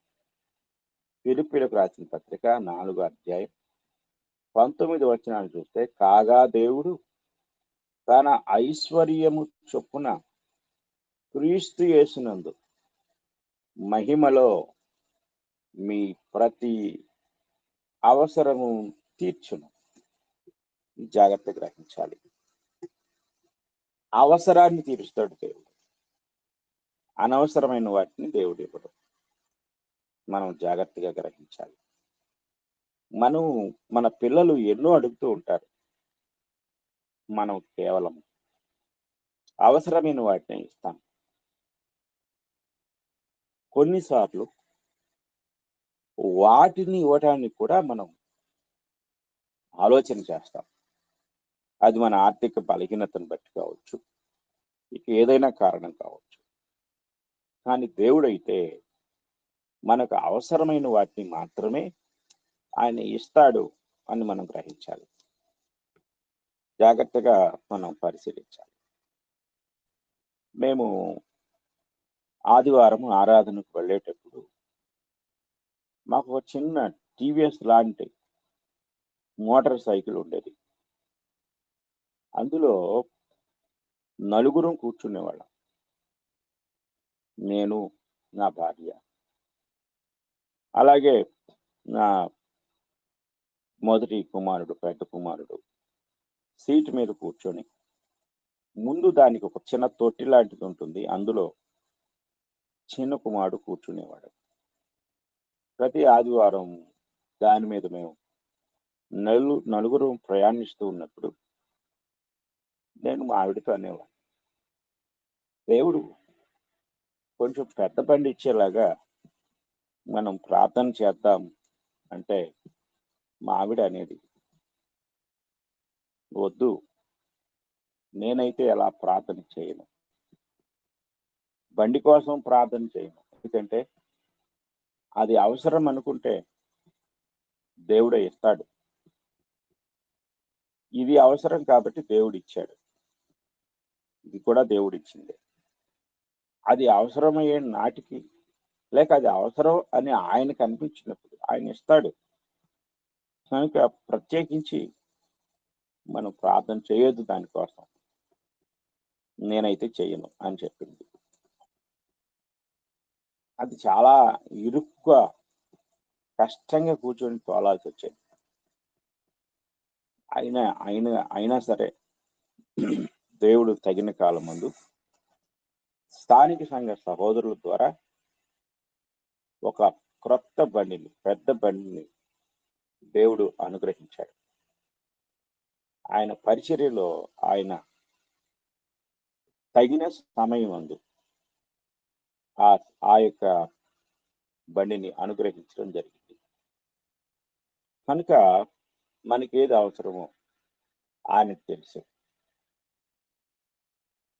ఆకాశ పక్షులను చూడుడి, అవి విత్తవు, కోయవు, కొట్లలో కూర్చుకొనవు, ఆయనను వాటి సృష్టికర్త వాటిని పోషిస్తున్నాడు. అలాగే మనల్ని కూడా ఆయన పోషిస్తాడు. మనకి ఏది అవసరమో ఆయనకు తెలుసు. మన అనవసరమైన విషయాల కొరకు మనం చింతించకూడదు. ఎందుకంటే అవి అనవసరమైనవి. అనవసరమైన వాటి కోసం చింతించి నష్టపోయిన వాళ్ళు ఎంతో మంది ఉన్నారు. కనుక మనము అనవసరమైన వాటి కోసం చింతించే వారమై ఉండరాదు. ప్రార్థన అనేది అనవసరమైన వాటి కోసం కాదు, అవసరమైన వాటి కోసం మాత్రమే. ఇక ప్రార్థనలో మనము దేవుని సన్నిధానమునకు ధైర్యముతో వెళ్ళవలసిన వారమై ఉన్నాం. చూడండి, హెబ్రీయులకు రాసిన పత్రిక 10వ అధ్యాయము 19వ వచనాన్ని మనం చదువుకున్నాం. హెబ్రీయులకు రాసిన పత్రిక 10వ అధ్యాయం 19వ వచనం నుండి మనం చదువుకున్నట్లయితే అక్కడ ఈ మాటలు కనపడతాయి. సహోదరులారా, యేసు మన కొరకు ప్రతిష్ఠించిన మార్గమున, అనగా నూతనమైనది, జీవము గలది, ఆయన శరీరము అను తెర ద్వారా ఏర్పరచబడినదియునైన మార్గమున ఆయన రక్తము వలన పరిశుద్ధ స్థలమునందు ప్రవేశించుటకు మనకు ధైర్యము కలిగి ఉన్నది గనుకను, దేవుని ఇంటి పైన మనకు గొప్ప యాజకుడు ఉన్నాడు కనుకను, మనస్సాక్షికి కల్మషము తోచుకున్నట్లు ప్రోక్షింపబడిన హృదయములు గలవారమును, నిర్మలమైన ఉదకముతో స్నానము చేసిన శరీరములు కలవారమునై ఉండి, విశ్వాస విషయములో సంపూర్ణ నిశ్చయత కలిగి యథార్థమైన హృదయముతో మనము దేవుని సన్నిధానమునకు చేరుదము. సంపూర్ణ నిశ్చయత, విశ్వాస విషయంలో సంపూర్ణ నిశ్చయత. సూర్యుడా, నీవు గిబియోనులో ఆగు, చంద్రుడా, నీవు అయ్యాలోను లోయలో ఆగుము అన్నాడంటే, ఒక సూర్య గోళాన్ని ఆజ్ఞాపించగలిగాడు, చంద్రగోళాన్ని ఆజ్ఞాపించగలిగాడు. దానికి సంపూర్ణ నిశ్చయత. ఒకవేళ యెహోషువ ఆ ప్రార్థన చేస్తూ ఉన్నప్పుడు పక్కనున్న వారు మరీ అంత అత్యాశ లేక మరీ అంత ఆ, ఆ, ఆ, దాన్ని ఏమంటారు అంటే ఓవర్ కాన్ఫిడెన్స్ అంటారు కదా అని అనుకోవచ్చు. ఈయనకి ఎంత ఓవర్ కాన్ఫిడెన్స్, ఈయన ఓవర్ చేస్తున్నాడు ఏంటి, ఈయన సూర్యుని ఆపుతాడా, చంద్రుని ఆపుతాడా అని పక్కన వాళ్ళు ఒకవేళ అనుకుంటే అనుకోవచ్చు, మనకి తెలియదు. కానీ ఆ బలీయమైన విశ్వాసం, సంపూర్ణ నిశ్చయతో కూడిన విశ్వాసంతో ఆయన ప్రకృతికి అతీతముగా సూర్య చంద్రుల్ని ఆపగలిగాడు. ఇది సంపూర్ణ నిశ్చయతతో చేసే పని, మనం జాగ్రత్తగా గ్రహించాలి. సంపూర్ణ నిశ్చయత, తర్వాత యథార్థమైన హృదయం.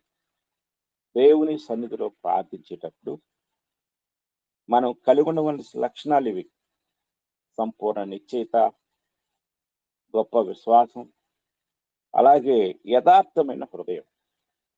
నేను గడిచిన పాఠంలో చెప్పాను, ఎవరి ప్రార్థన దేవుడు వింటాడు, పరిశుద్ధుల ప్రార్థన దేవుడు వింటాడు. అలాగే నీతిమంతుల ప్రార్థన దేవుడు వింటాడు అని దేవుని వాక్యం మనకు ఎంతో స్పష్టంగా తెలియజేస్తుంది. కనుక పరిశుద్ధత, నీతి, యథార్థత అనే అర్హతలు మనం కలిగి ఉండాలి. అలా లేకుండా మిగిలిన వాటితోనే మనం ప్రార్థన చేస్తామంటే కుదరదు. కనుక ప్రార్థన అనేది ఒక శుద్ధమైన పాత్రలో నుండి తీయబడిన ఒక నీటి లాంటిది. కనుక పాత్ర శుద్ధమైనదై ఉండాలి. ఆ శుద్ధత లేకుండా మనం ప్రార్థించినప్పుడు దేవుడు దాన్ని అంగీకరించడు. కీర్తన గ్రంథం 34వ అధ్యాయం 34వ కీర్తన 17వ వచనం మనం చదువుకున్నాం. 34వ కీర్తన 17వ వచనం చూస్తే, నీతిమంతులు మొరపెట్టగా యెహోవా ఆలకించును, వారి శ్రమలన్నిటిలో నుండి వారిని విడిపించును. విరిగిన హృదయం గల వారికి యెహోవా ఆసన్నుడు, నలిగిన మనసు గల వారిని ఆయన రక్షించును. కనుక ఇక్కడ అంటాడు, నీతిమంతులు మొరపెట్టగా యెహోవా ఆలకించును. జాగ్రత్తగా మనం గ్రహించవలసిన వారమై ఉన్నాం. ఎంతో స్పష్టమైన విధానంలో ప్రార్థన యొక్క విధానాలను పౌలు గారు స్పష్టంగా మనకు తెలియజేస్తూ ఉన్నారు. కనుక మనం జాగ్రత్తగా పరిశీలించినట్లయితే యాకోబు పత్రికలో, అలాగే హెబ్రీ పత్రికలో కూడా చాలా విషయాలు మనకి స్పష్టపరచబడుతూ ఉన్నాయి. అలాగే పేతురు రాసిన పత్రిక, మొదటి పత్రిక 3వ అధ్యాయం మనం చదువుకుందాం. పేతురు రాసిన మొదటి పత్రిక 3వ అధ్యాయం మనం చదివినట్లయితే 3వ అధ్యాయంలో మనకు 10వ వచనం నుండి కొన్ని విషయాలు కనపడతాయి. చదువుకుందాం. ప్రాముఖ్యంగా 12వ వచనాన్ని చదువుకుందాం.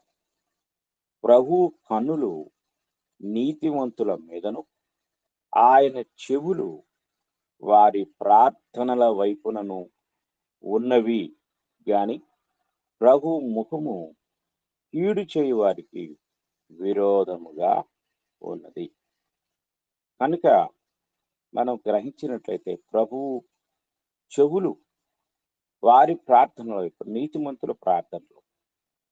కనుక ప్రార్థించే మనము ముందుగా మన లైఫ్లో, అనగా మన జీవితంలో నీతి కలిగి ఉన్నామా, ఇది జాగ్రత్తగా గ్రహించాలి. నీతి లేని జీవితంలో, నీతి లేని ప్రార్థన ఎంత గంభీరమైనదైనా, మనము వినటానికి ఎంత వినసొంపుగా ఉన్నా ఆయన చెవులకు అది వినిపించదు. ఇది మనం జాగ్రత్తగా గ్రహించవలసిన వారమై ఉన్నాం.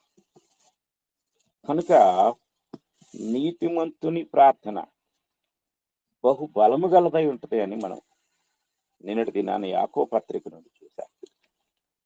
కనుక ప్రార్థించే వ్యక్తి దేవుని సన్నిధికి సంపూర్ణ నిశ్చయితతోనూ యథార్థమైన హృదయంతోనూ ఆయన సన్నిధికి రావాలి. ఇది దేవుని యొక్క ఉద్దేశమైనది. కనుక మనము ఎలాంటి విధానముతో ప్రార్థించాలో, దేవుని సన్నిధికి రావాలో వాక్యం చెప్తుంది. యెషయా గ్రంథం 59వ అధ్యాయం, యెషయా గ్రంథం 59వ అధ్యాయం మొదటి వచనాన్ని మనం చదువుకుందాం.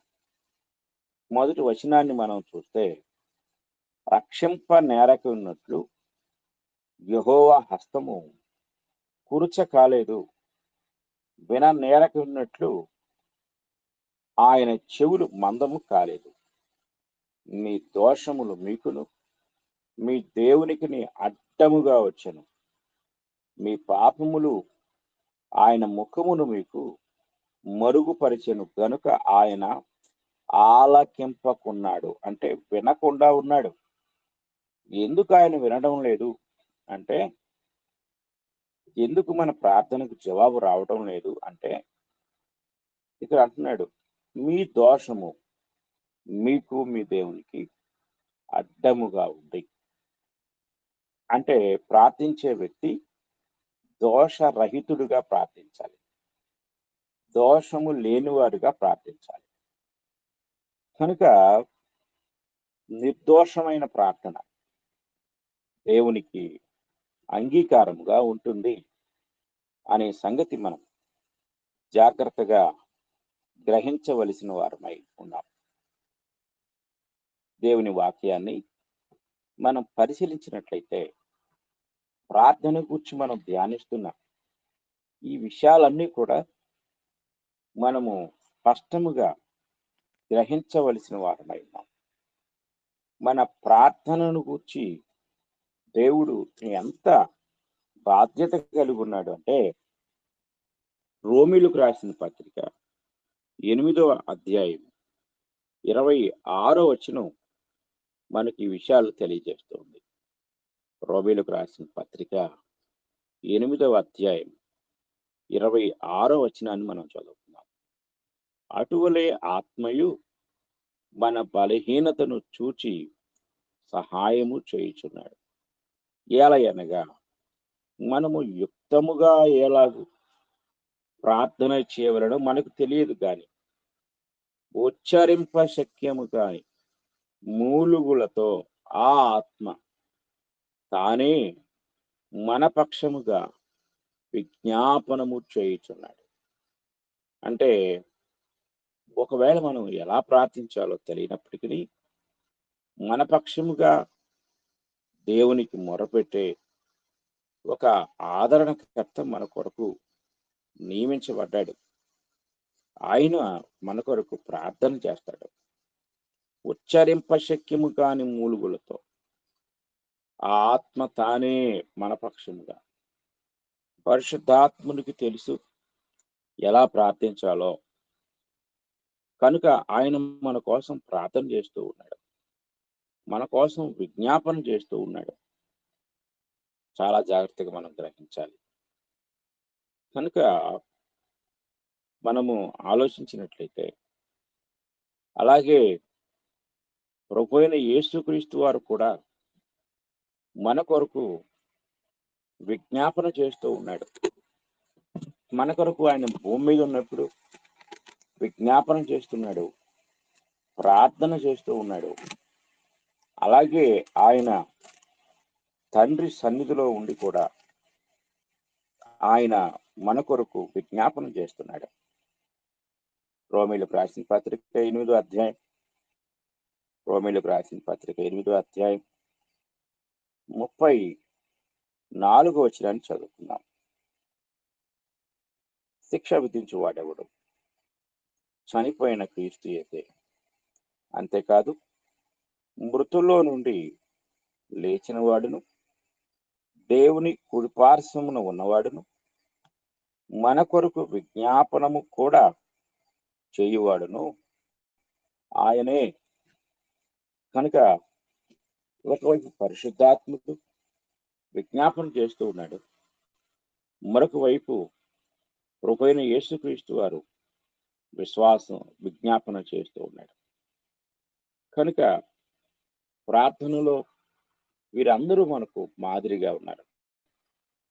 అలాగే దేవుడు మన యొక్క ప్రతి అవసరాన్ని కూడా గుర్తుపెట్టుకోండి, అవసరాన్ని తీర్చుతాడు అని కూడా మనం గుర్తుంచుకోవాలి.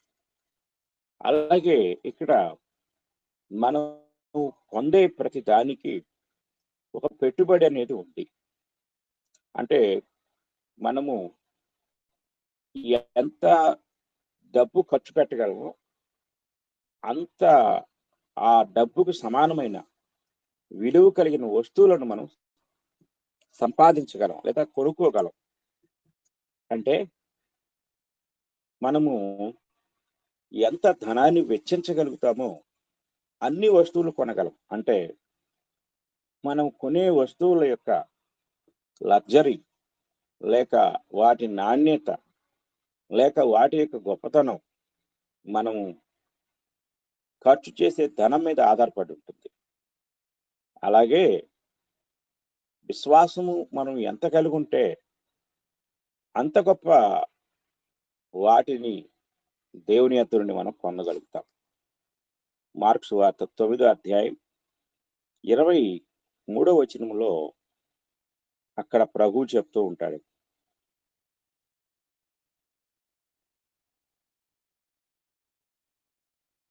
చూడండి. మార్క్స్ వార్త 9వ అధ్యాయం 23వ వచనం, నమ్ముట నీ వలనైతే నమ్మువానికి సమస్తమును సాధ్యమే. అంటే ఇక్కడ నమ్మకమే పెట్టుబడి, విశ్వాసమే. నీ విశ్వాసంలో నువ్వు ఎంత దృఢంగా ఉండగలవో, ఎంత బలంగా ఉండగలవో, ఆ విశ్వాసము నీకు గొప్ప కార్యాలను జరిగిస్తుంది. ఇది మనం జాగ్రత్తగా గ్రహించవలసిన వారమై ఉన్నాం.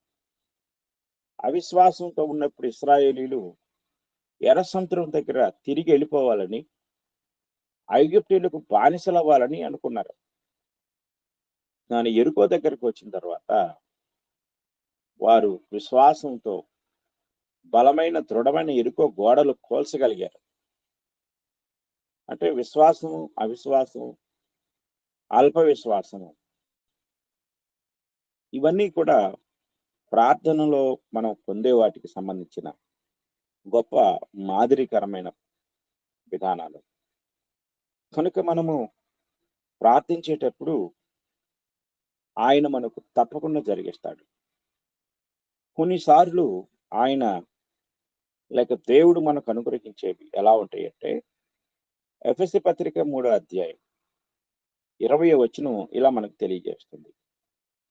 ఎఫెసీ పత్రిక 3వ అధ్యాయము 20వ వచనాన్ని మనం చదువుతూ ఉన్నట్లయితే అక్కడ ఈ మాట కనపడుతుంది, మనలో కార్యసాధకమైన తన శక్తి చొప్పున మనము అడుగు వాటన్నిటికంటేను ఊహించు వాటన్నిటికంటేను అత్యధికముగా చేయ శక్తి గల దేవునికి అంటాడు.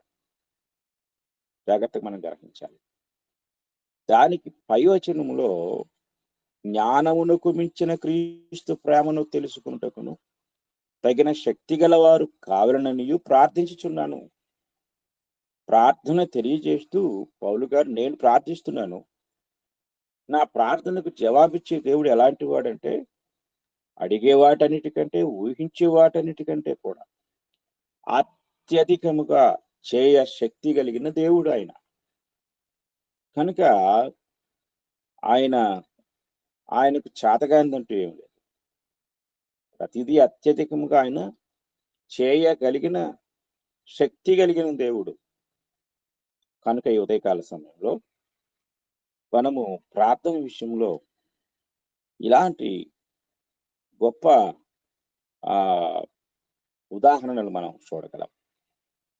కనుక మనం ఆలోచించినట్లయితే దేవుని యొక్క అపారమైన శక్తి దేవుడు మన ప్రార్థన ద్వారా వాటిని జరిగిస్తాడు అనేది మనం జాగ్రత్తగా గ్రహించవలసిన వారమై ఉన్నాం.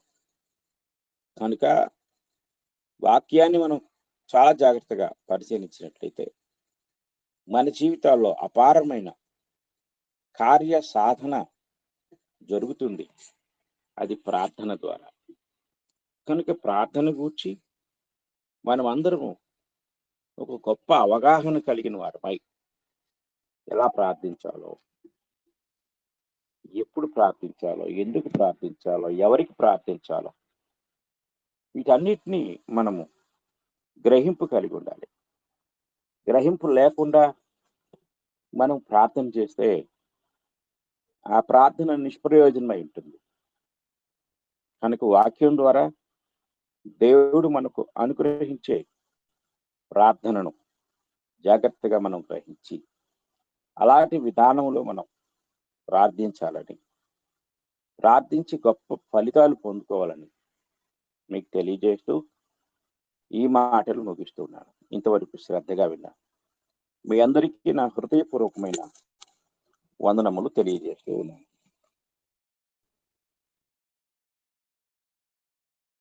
మీకు కూడా వందనములు సార్. మీరే ముగింపు ప్రార్థన చేయండి సార్. పరిశుద్ధుడు అయిన తండ్రి, ప్రేమ కలిగిన దేవ, మీకు ప్రార్థించుటకు మాలో ఎలాంటి అర్హత లేకపోయినప్పటికీ నాయనా తండ్రి అని మొరపెట్టే గొప్ప భాగ్యం క్రీస్తు యేసునందు క్రీస్తు రక్తము ద్వారా మీ సన్నిధికి సమీపించే ధైర్యమును మాకు అనుగ్రహించినందుకు మా గొప్ప తండ్రి, ప్రార్థన గూర్చి మీ గ్రంథంలో ఎన్నో సంగతులు బయలుపరిచారు. వాటిని మేము మా జీవితాల్లో పొందుకున్న ద్వారా తండ్రి చక్కని ప్రార్థన అనుభవాలు ఎదుర్కొనే కృప దయచేయండి. అలాగే గ్రూపులో ఉన్న ప్రతి ఒక్కరూ కూడా ప్రార్థించుటకు తగిన విధానంలో ప్రార్థించి వారి అవసరతలను పొందుకునే కృప అనుగ్రహించండి. తండ్రి మీకు స్తుతులు స్తోత్రాలు చెల్లిస్తున్నాం. అలాగే మా తండ్రి మీ యొక్క మహాకృపను బట్టి ఈ ఉదయకాలపు కూడికలో ఎందరైతే కూడుకొని ప్రార్థనలో ఏకీభవిస్తూ ఉన్నారో వారందరూ కూడా సరి అయిన విధానంలో ప్రార్థించడం ద్వారా వారు పొందవలసిన వాటిని పొందుకునే కృప దయచేయండి. అలాగే తండ్రి ఒకవైపు ఆన్లైన్ బైబిల్ ఇన్స్టిట్యూట్, మరొక వైపు ఉదయకాలపు ప్రార్థన, ఇవన్నీ జరిగిస్తున్న మీ దాసులను మీరు దీవించి ఆశీర్వదించండి. ఆత్మీయంగా, ఆర్థికంగా, ఆరోగ్యపరంగా అన్ని విషయాల్లో మీరు దీవించండి. అలాగే శుక్రవారం జరగనైన ఆ ప్రత్యేక కూడికను మీ కృప ద్వారా మీరు జరిగించండి. మీ నామానికి మహిమ తెచ్చుకోనండి. తండ్రి మీకు స్తోత్రాలు. కావలసిన ప్రతి వనరు దేవా మీకు స్తుతులు చెల్లిస్తా ఉన్నాం. అలాగే నాకంటే ముందుగా ప్రార్థన చేసిన వారు, వాక్యాన్ని ధ్యానించిన వారు, అలాగే పాటలు పాడిన వారు అందరినీ కూడా మీరు దీవించండి. అలాగే గ్రూపులో తండ్రి అనారోగ్యంతో ఉన్నవారిని, బలహీనులుగా ఉన్నవారిని మీరు జ్ఞాపకం చేసుకోండి, దర్శించండి. వారి అవసరతలు మీరు తీర్చండి, వారికి మంచి ఆరోగ్యాన్ని అనుగ్రహించండి. మా తండ్రి మీకు స్తోత్రాలు చెల్లిస్తున్నాం. ఈ విధంగా ప్రతి కార్యము కూడా మీ కృపను బట్టి క్రమంగా జరిగించబట్టి, నిర్వహించబట్టి కావలసిన కృపా సహాయం నిండుగా మెండుగా అనుగ్రహించి మీరే దీవించి ఆశీర్వదించుకోండి. ఈ కార్యక్రమం అంతటినీ మీకే మహిమ, ఘనత, ప్రభావములు చెందినట్లుగా మేము నిరంతరము జరిగించు గొప్ప జ్ఞానం అనుగ్రహించమని వేడుకుంటూ ఈ ప్రార్థన మా ప్రభు అయిన యేసుక్రీస్తు వారి పరిశుద్ధ నామములు అడిగి వేడుకుంటున్నాము తండ్రి. ఆమేన్. అందరికీ వందనాలు.